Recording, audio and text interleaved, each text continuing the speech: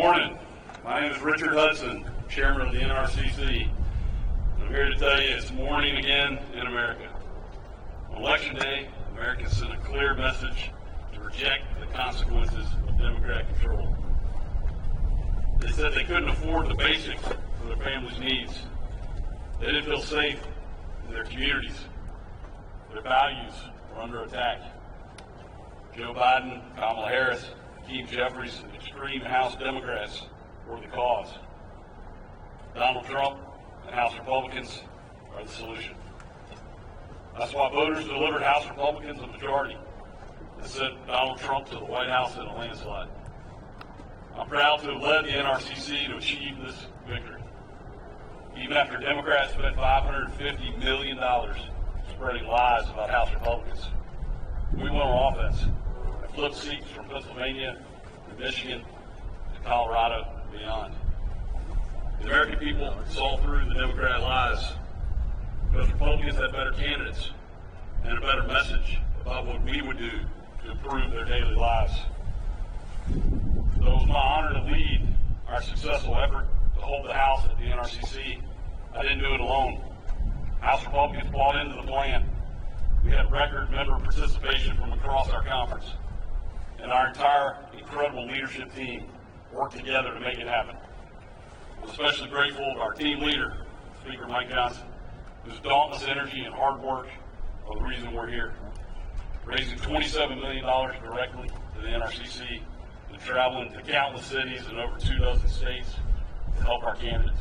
Thank you, Mr. Speaker. You've earned the gavel, Mr. Speaker, with your long days on the road, little sleep, and relentless optimism.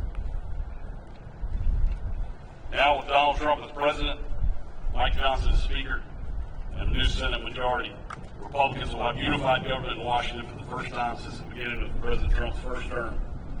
And what did we do together during that first term? We passed historic tax cuts that led to the greatest economy in a generation. We supported border security legislation to build a wall leading to historically low illegal crossings. We rebuilt our military and pursued a foreign policy that led to peace and stability around the world. We had energy independence for the first time. Kamala and extreme Democrats, right on cue, broke it.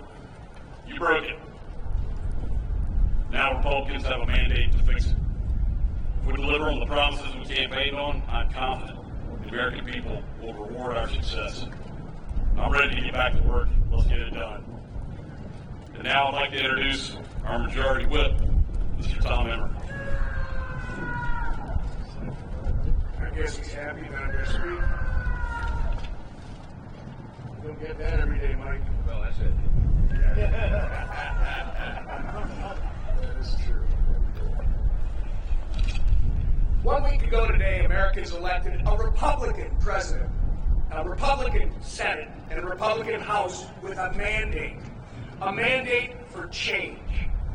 A mandate for more affordable cost of living, secure borders, less crime in our streets, and a restoration of American dominance on the world stage. A mandate to put America first and make this country great again. I've always said we run to win and we win to govern. Voters gave us the wins we asked for. Now it's time. Now the time for governing is here. The Speaker and the Majority Leader put together a legislative agenda that will allow us to hit the ground running on day one and begin delivering on President Trump's America First agenda. As the whip, I will work with every corner of our conference to ensure every voice is heard, every constituent is represented, and that we get these policies across the finish line. Our members have worked hard over the last 2 years to show what a House majority is capable of. We passed legislation to lower costs for families, secure our borders, and reverse the damage the Harris-Biden administration has inflicted on our country, all of which collected dust on Chuck Schumer's desk. But now that we have the trifecta, it's finally time to counteract the Democrats' negligence once and for all by turning our agenda into law. And I have no doubt that this House Republican team will get it done. The time for failed policies that have wreaked havoc on hardworking Americans for the last 4 years is over. The time for proven leadership is now. And with that, I turn it over to one of our proven leaders, our majority leader, Steve Scalise. Thank you, Whip. Last week, the American people delivered a mandate to this town, to Washington, that they want to fix the problems that have been plaguing families all across this country for the last 3.5 years. You know, I got the opportunity to travel to every single swing district throughout the nation, and I got the opportunity to travel to a number of swing districts with President Trump. And I saw the same theme come up everywhere we went. People are furious that there's an open southern border and they want it closed. People are struggling because they can't afford to buy food or fill up their cars or pay their utility bills. And the leaders in the White House were not listening. And what we talked about when we were out on the campaign trail and our candidates talked about were real issues, real solutions to the problems that those families were facing. We talked about how Republicans, if we get the White House and the House and Senate, would act quickly to get our economy moving again, to lower costs at the grocery store, to lower electricity costs, to secure our southern border and restore America's place in the world. Those were the issues we actually ran on and talked about in every community in America. And the American people responded. And the other side is sitting around trying to blame themselves and assign blame for what the reason was for their failure, but they still will not admit the real problem why Democrats were rejected at the polls last week. It was because they had no answers. They had no message to those families who were struggling. They wanted to double down on the same failed far-left policies that they've been ramming through Washington for the last 4 years that caused this inflation, that caused the open borders, that caused the problems that families are facing. And so, as we prepare for this unified government, this unique opportunity that the American people have given us, one thing the American people can rest assured in knowing is that President Trump and this Republican majority are already planning to go to work for them on day one in January to start fixing those problems. We have an agenda we've been planning for the first 100 days to lower food costs, to lower energy costs, to secure America's border, to get this economy moving again so those families who have been struggling can finally get back on their feet, can finally have some savings in their pockets so they can send their kids to college, so they can go on a family vacation, so they can have more take-home pay. That's an agenda we've been working on with President Trump for months now. We didn't wait until the day after the election to start planning this. And this shows the relentless focus of Donald Trump. He knew that if he had won the election, this would be his last opportunity to serve as President of the United States. And there will not be a minute to waste. And you can see his resolve already and how quickly he's making really good, smart picks. I know he's already pulled a few really talented people out of the House, hopefully go more for a little while until special elections can come. But it shows you the talent that we have and the ability we have to get this country turned around quickly. The American people are hungry for it. And they're going to find a Republican leadership ready to work for them so that they don't have to struggle any longer. And the man leading that charge, who worked as tirelessly as ever, and I know the whip and our NRCC chair, Richard Hudson, talked about this. Nobody's traveled around the globe, theoretically, more than Mike Johnson, to ensure that even though some of the pundits said we couldn't hold the House, we would hold the House so that we could continue delivering those promises. Our Speaker of the House, today and tomorrow, Mike Johnson. Thank you, Steve, our great majority leader. Thank you to our whip, Emmer, our NRCC chairman, Richard Hudson, all three of these gentlemen, and our whole leadership team, Elise and all the rest, Blake Moore and McLean and Palmer and everyone did everything possible to ensure that we could come to this moment. It is a beautiful morning in Washington. It is a new day in America. The sun's shining, and that's a reflection about how we all feel. This is a very, very important moment for the country. We do not take it lightly. We did work really hard to bring this day about. The actual statistics are even harsher than you said, Richard. My team calculated, they told me last night. Actually, when it was all said and done, it did more than 360 campaign events in over 250 cities across 40 states. And I logged enough miles to circumnavigate the globe 5.5 times. But it was worth it. It was worth it. And we got extraordinary candidates. We flipped blue seats to red as we planned, and we kept this majority. We expect that the majority will be larger than last time. We still have a number of races outstanding, but we're very optimistic about those. And we are looking forward to governing in unified government beginning in January. It's true that on Tuesday, voters rejected what they really felt was the misery of the last 4 years. We're moving on and we're turning the page, and this is something that the American people desperately need and deserve. We are going to raise an America First banner above this place. And you saw a demographic shift that I was talking about on the campaign trail for over a year, with new demographics, new groups of persons who had not traditionally been with the Republican Party, who came on board with us because they believed in what we were saying. They believed the answers that we were providing for all the great challenges facing the country. And we made them a commitment to do that. And we will. And as the new members return now, we lay the groundwork for the next Congress, and we usher in this new day in America. Republicans in the House and Senate have a mandate, it's true. It was a decisive win across the nation. The American people want us to implement and deliver that America First agenda. And we have to do that while we have that energy and that excitement beginning on the very first day of the Congress in the new year. It's clear the American people do want secure borders. They want to prevent terrorists and criminals from entering the country. These things are common sense. They want and deserve lower costs for groceries and gasoline. They want us to project strength on the world stage again and not the weakness that we have projected for the last 4 years. They want an end to the wokeness and the radical gender ideology and a return to common sense in our children's classrooms and corporate boardrooms and government agencies. We're going to ensure all this is true. This leadership will hit the ground running to deliver President Trump's agenda in the 119th Congress, and we will work closely with him and his administration to turn this country around and unleash, as he says, a new golden age in America. That's not a campaign slogan. We believe that is true. We believe in our hearts that America's best days are ahead of us. We're excited to deliver upon that promise. The only way we're able to work quickly is because we have unified control of the Congress, both chambers now in the White House beginning January. And I want to congratulate all our Republican incumbents who worked so hard to ensure their re-elections and our new members who helped us to keep this House majority. Especially a couple of new members that flipped districts from red to blue. People like Tom Barrett and Ryan McKenzie, Rob Bresnahan, Tim Moore, Addison McDowell, Brad Knott, Dave Evans, from different states around the country who worked really hard to ensure that we could have Republicans return to the seats. And we have an amazing group of freshman members who are going to join our conference, the Patriots who are already here and who are ready to implement this agenda on day one. Now, as we sit here this morning, we're still watching a number of races. We have races still pending in Alaska, Arizona, California, Maine, Ohio, and Oregon.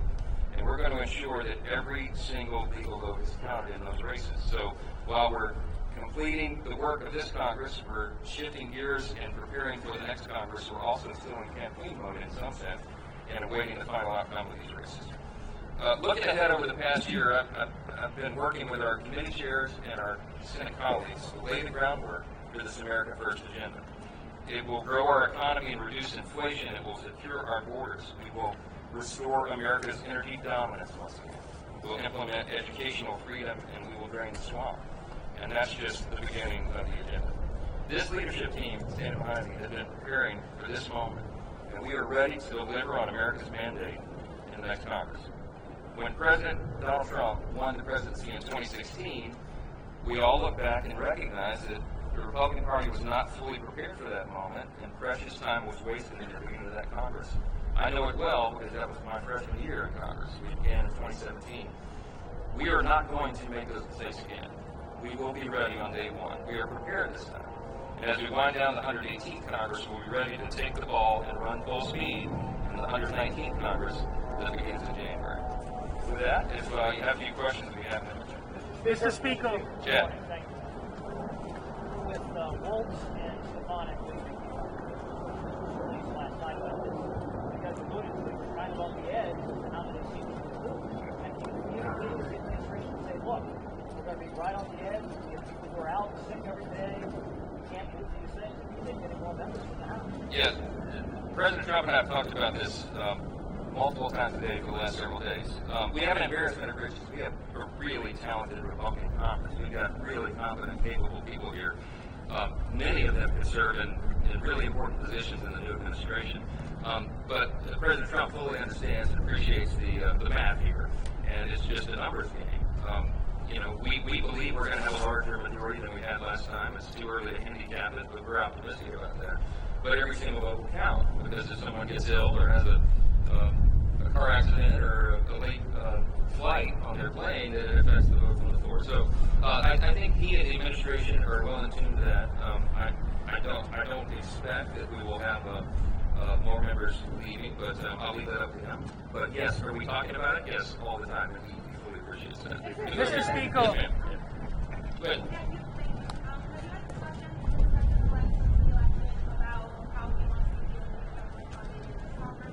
We talked a little bit about it. I'll be having further conversations. My plan is to be at Mar-a-Lago all weekend to iron out details on the plans ahead. So, as you can imagine, right now he has a lot going on. He has to fill out a cabinet. He has to appoint his top staff, and he's beginning to do that. We're delighted with the picks so far. I think it's a great showing for the country. But he and I have both had a lot going on. So we'll be talking about that and a number of other items over the weekend. I'll see him, I think, Thursday night, and their preliminary plans are going to come to Capitol Hill tomorrow. So we'll have lots of time over the weekend and the weekdays ahead, so we'll stay tuned on that. Mr. Speaker. Mr. Speaker. One second, I can use my sentence here. There's obviously an important leadership race happening in the United States Senate. Do you have a favorite in the race? The question was, do I have a favorite in the race for Senate leader on the Republican side? They're all my favorites. How about that? Look, I think there's some really qualified candidates over there. All three of these gentlemen are friends. I'm not going to put my thumb on the scale on that. I got enough to manage over here. But whoever is ultimately elected the new leader, we look forward to working with them, beginning immediately. And I have been working for a long time, over almost a year now, with the previous Senate leadership and with leaders of key committees over there. Our teams working together methodically, deliberately, consistently to prepare for the eventuality that we now see. We really believed it wasn't just, they were making fun of the speaker, his sunny optimism, he thinks he's going to win. I really believed from day one, I believed it in my heart that we would win unified government. I knew that the people were disgusted really with the direction of the country. I was feeling it as I was going out traveling around the country. I mean, I went coast to coast, north, south, east, west. That energy was out there. I don't think the polling was fully measuring that. And I was gauging that off my own observation everywhere I went in the country. So this was not a surprise to us, and we've been prepared for it, and we look forward to whoever selected leaders to go forward. Mr. Speaker. Has there been discussions about the use of reconciliation to push forward the forthcoming budget bills? Yes, we have been talking for almost a year about the use of budget reconciliation as a method to achieving some of the desired ends. We have to fix everything. I told President Trump many times, and we've all discussed, we believe we could be the most consequential Congress in the modern era, and he the most consequential president, because we quite literally have to fix almost every metric of public policy. Everything is a mess. Everything. So the budget reconciliation process is a very efficient means to solving a lot of that, everything related to the budget, spending, and all the rest, regulatory reform. So we have lots of very specific plans on how to do that, and the details of that will come together in the coming weeks.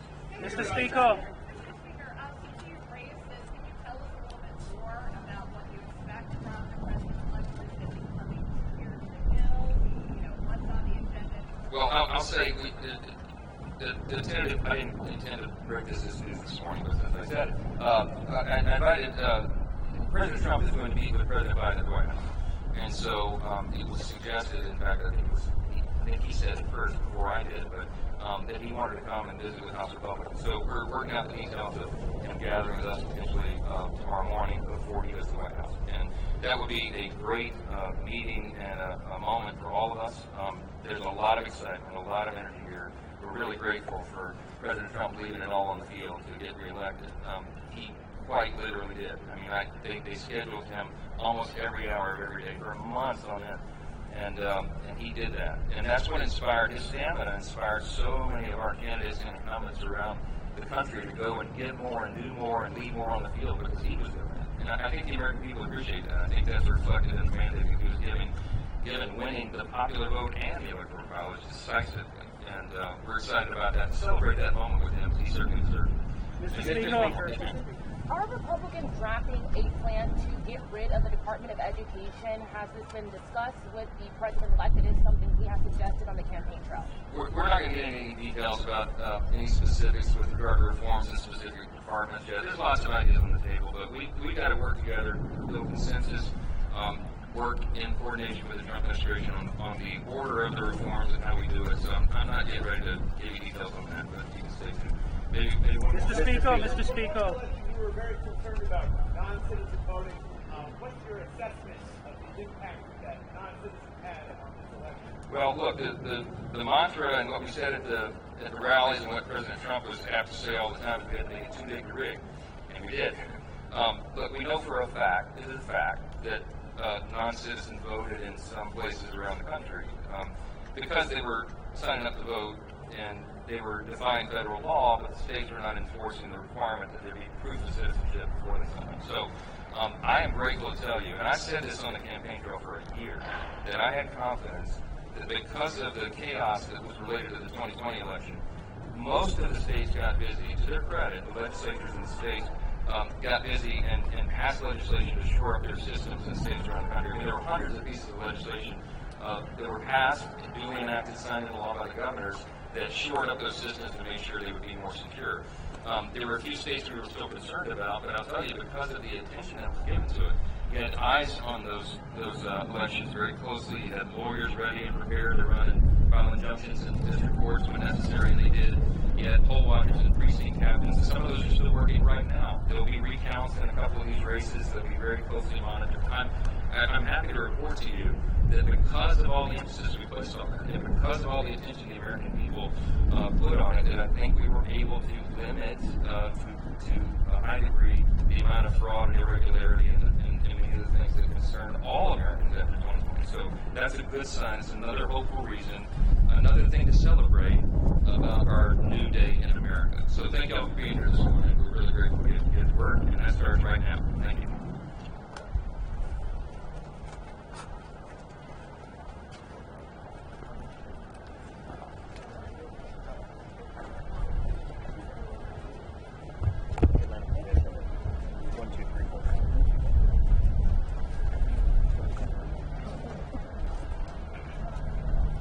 Can you guys hear me? Yes.